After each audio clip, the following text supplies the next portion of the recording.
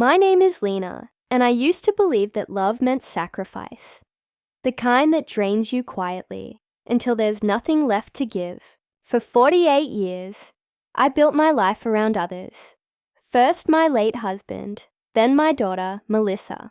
When my husband passed away, Melissa became my reason to keep breathing.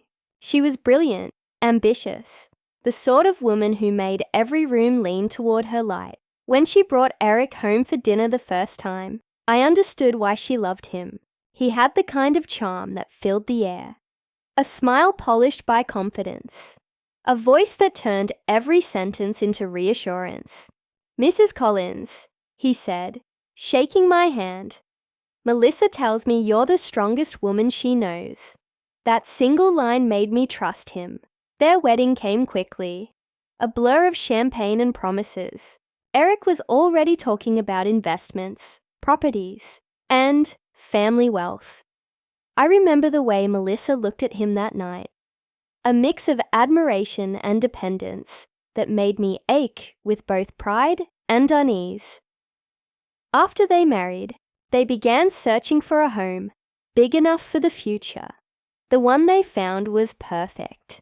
White shutters, oak trees, and a backyard that smelled of sunlit grass. The only problem was the down payment. Eric spoke of an opportunity, a private real estate venture that would double the money in months. Melissa asked me over tea, voice trembling with hesitation, "Mom, would you consider helping us? Just until Eric's deal matures. You'd live with us afterward. No more lonely dinners, no bills to worry about. $3 million. That was what they needed. Everything I had. I told myself it was an investment in family, a promise of belonging after years of solitude. Eric drew up papers, polished and precise, explaining them like a man who knew every answer before the question was asked. Melissa's hand tightened around mine as I signed. For a while, everything felt right. The house filled with laughter and the sweet chaotic rhythm of their newborn, Noah. I cooked dinner most nights, tended the garden, and felt something I hadn't in years, needed. But small things began to shift, almost imperceptibly. Eric's late-night business calls, Melissa's nervous glances when I entered a room, the way conversations stopped the moment I stepped closer. At first, I convinced myself it was stress.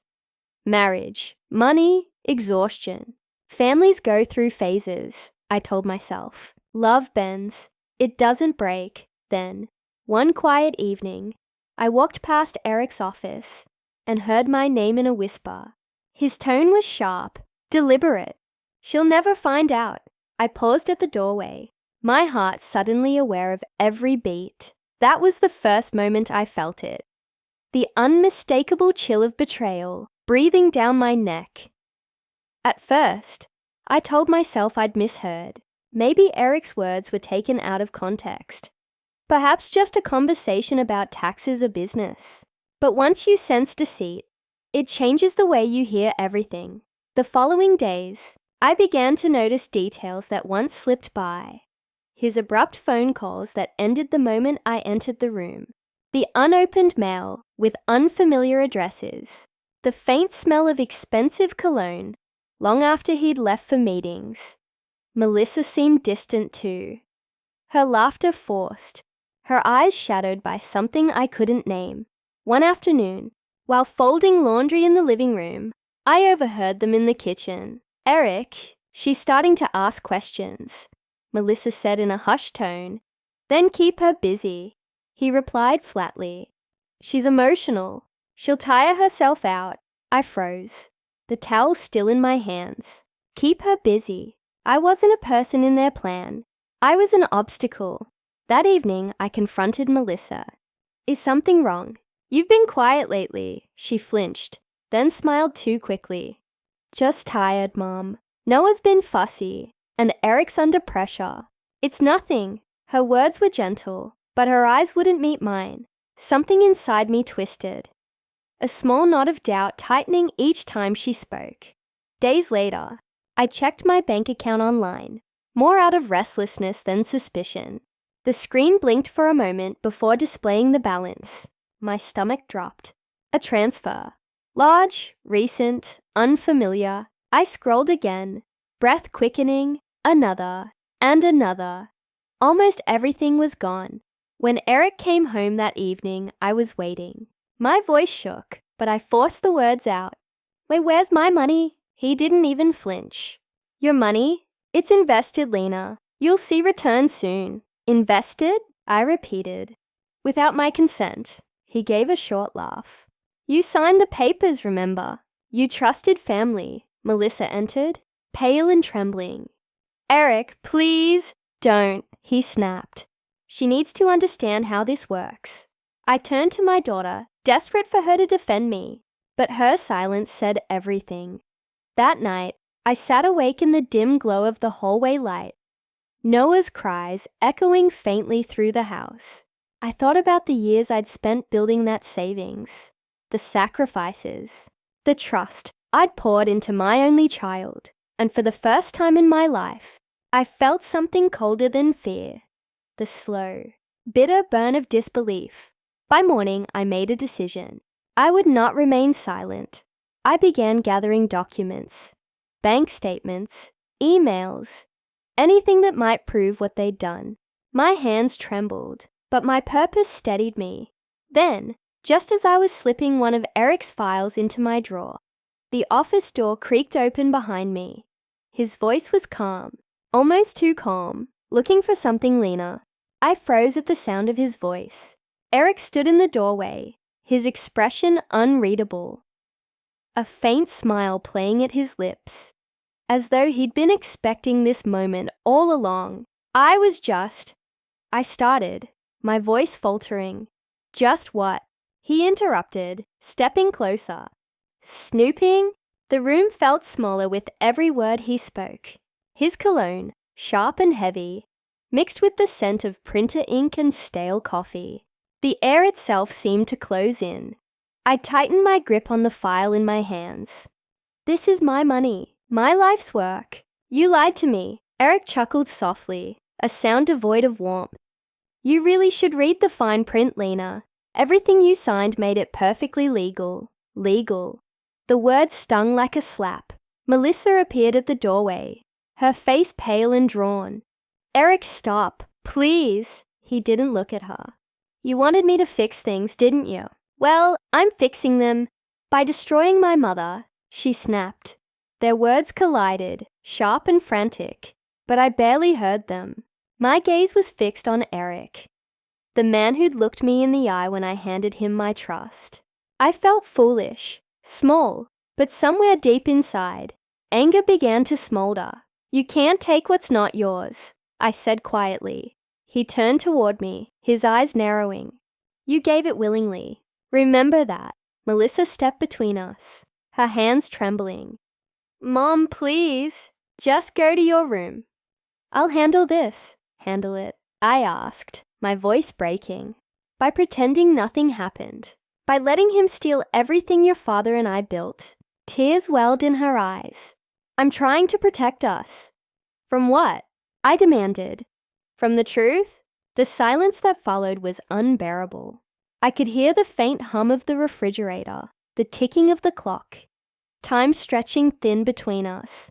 Then Eric spoke again, his tone measured, almost condescending. Maybe it's best if you take a little break, Lena. Go stay with a friend. Clear your head.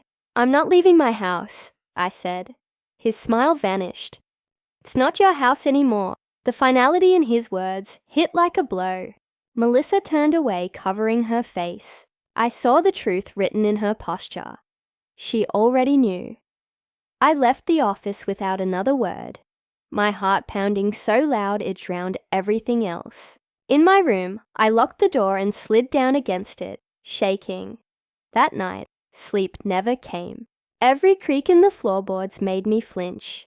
Every whisper of wind sounded like footsteps. I knew I had to act fast. But against whom? The man who stole from me? Or the daughter who let him? By dawn, I'd made my choice. I picked up the phone, dialed a familiar number, and whispered into the receiver. David, I need your help. It's about Melissa and Eric. David arrived 2 days later, an old family friend and my late husband's former lawyer. His presence alone steadied me. Together, we combed through documents I had gathered, piecing together the truth buried beneath legal jargon and deceitful signatures. It was all there: the offshore transfers, the falsified contracts, the accounts in Eric's name. Every page confirmed what I already knew, but hadn't wanted to believe. I had been robbed, not just of money, but of trust. David sighed, rubbing his temple. He planned this from the start, Lena. Every document, every promise. Calculated. I nodded, though my throat felt tight. And Melissa. She's listed as a silent partner on one of the accounts, he said quietly. The room seemed to tilt. My daughter's name, her handwriting, her complicity. When David left, I sat at the kitchen table for hours, staring at the papers. I could still hear Melissa's voice in my mind, pleading that first night, "You deserve to relax. Mom, you've worked too hard." Now those words sounded like a lullaby, meant to put me to sleep before the theft. By evening, I couldn't keep it inside any longer. Melissa came home, weary and anxious. I laid the documents before her. "Tell me the truth," I said. "How much of this did you know?"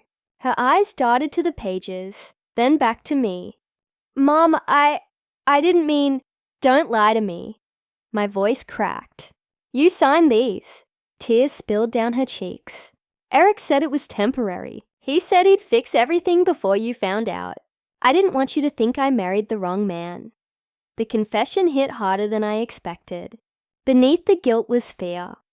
Not of losing money, but of losing me. "Melissa," I whispered, "you don't lose a mother by telling the truth. You lose her by helping destroy her." Before she could answer, the front door slammed. Eric's voice thundered from the hallway. "So this is the little family meeting?" He strode in, eyes blazing, and snatched the papers from the table. "Who else have you told?" "Enough people," I said, my tone steady. "Including the police." His jaw tightened. "You think you can ruin me? You'll regret this." I rose from the chair, meeting his glare head on. "I already regret ever trusting you." For a heartbeat, no one moved. Then, without warning, his fist came down, scattering papers across the floor, shattering a glass. Noah began to cry from upstairs. Melissa screamed his name, but Eric didn't turn. His hand clenched, his chest heaving with rage. And that's when I realized this wasn't just about money anymore. It was about control, about power, about a man who'd built his throne on fear. When he lunged toward me, Melissa stepped between us. "Stop it!" she cried. "If you touch her again, I'll call 911. He froze, just long enough for me to see it. Fear, for the first time, in his eyes. The police arrived within minutes, the sound of sirens slicing through the night like a warning we'd both ignored for too long. Eric's fury collapsed into silence as the flashing lights filled the windows. Melissa trembled beside me, her arm still outstretched, the phone in her shaking hand. When the officers entered, everything moved in fragments. Questions, handcuffs, papers scattered on the floor. I remember the metallic click as they led Eric away, his voice reduced to a hiss of curses, swallowed by the cold air. Melissa sank to the floor and wept. I didn't move toward her.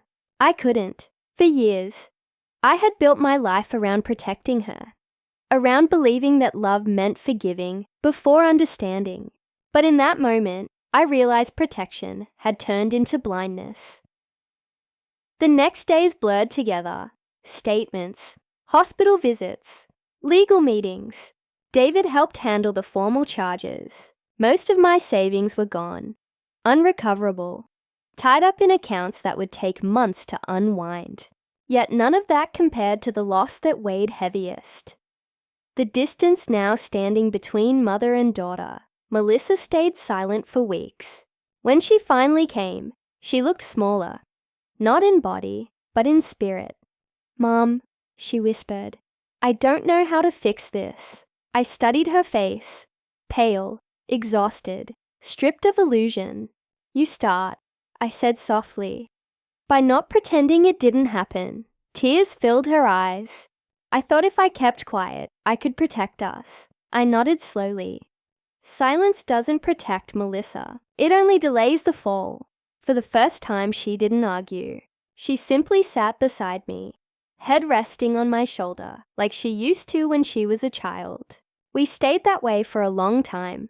No apologies, no explanations. Just the quiet rhythm of two broken hearts learning how to beat again. Months passed. Eric's trial made headlines for a brief moment before fading into obscurity. The world moved on. So did we. Melissa found work, therapy, and a fragile kind of peace. I moved into a modest apartment above my flower shop. Small, sunlit, alive with color. Each petal I arranged reminded me that beauty, too, can grow from ruins. Sometimes, when I close the shop late, I catch my reflection in the window. Older, wiser, quieter. I no longer see a woman who was deceived. I see one who finally learned that love, without honesty, is just another form of loss. Melissa visits often now, always with Noah in her arms. He laughs the same way she used to, freely, without fear. And every time he does, I'm reminded of that night, the sirens, the rain, the moment everything shattered. Because that was the night I learned something essential. Sometimes, the sound of destruction isn't the end, it's the beginning of truth.